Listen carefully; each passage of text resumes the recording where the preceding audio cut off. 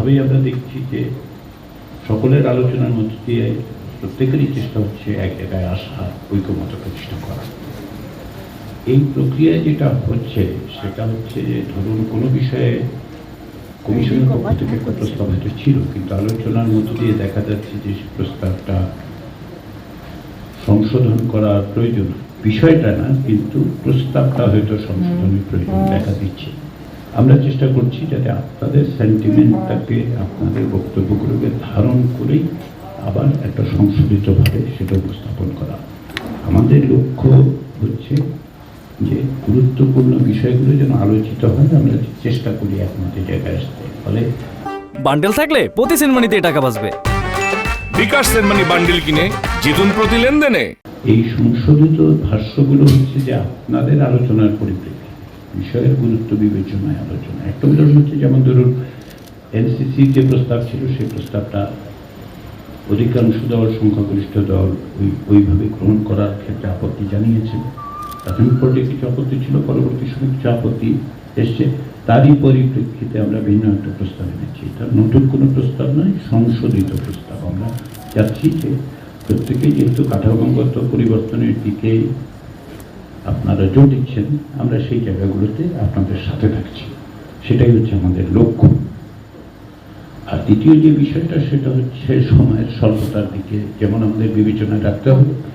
এখন জুলাই মাস, গত বছরের এই সময়টাতে আন্দোলনে ঝাঁপিয়ে পড়া তরুণ এবং নাগরিকদের স্মৃতির উদ্দেশ্যে বিভিন্ন রাজনৈতিক দলের কর্মসূচি অবশ্যই থাকবে, আপনারা সেগুলো নিয়ে ব্যস্ততার মধ্যে থাকবেন।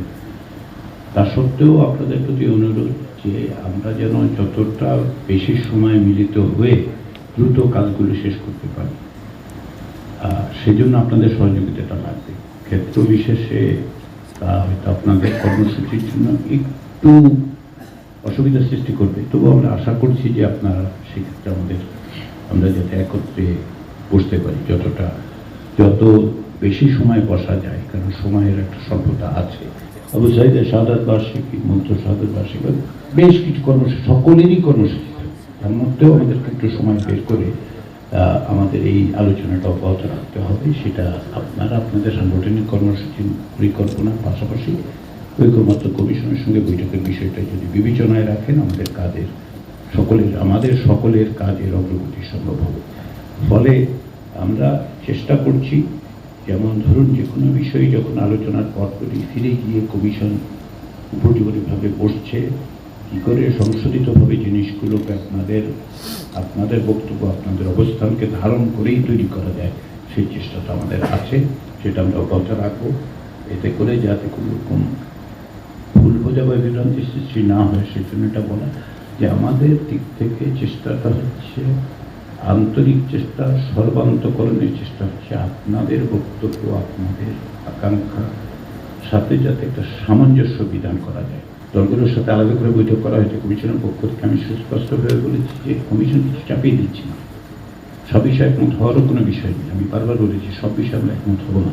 তার সবচেয়ে বড় উদাহরণ হচ্ছে এই যে প্রাথমিক পর্যায়ে যে 166টি, তার বাইরে যেগুলোর ব্যাপারে সুনির্দিষ্টভাবে অধিকাংশ দল বলেছেন যেগুলো রাখা যাবে না। একটা উদাহরণ দিই, মূলনীতির ক্ষেত্রে বহুত্ববাদ নিয়ে সকলেরই আপত্তি ছিল, দ্বিতীয় সংশোধিত ভাষায় সেটা ছিল না। কিংবা ধরুন পিপলস রিপাবলিক অফ বাংলাদেশ একটা অনুবাদ আমরা বলেছিলাম, এটা গ্রহণযোগ্য হয়নি সকলের কাছে, বিভিন্ন বিবেচনায় আমরা সেটা আলোচনায় আনছি না।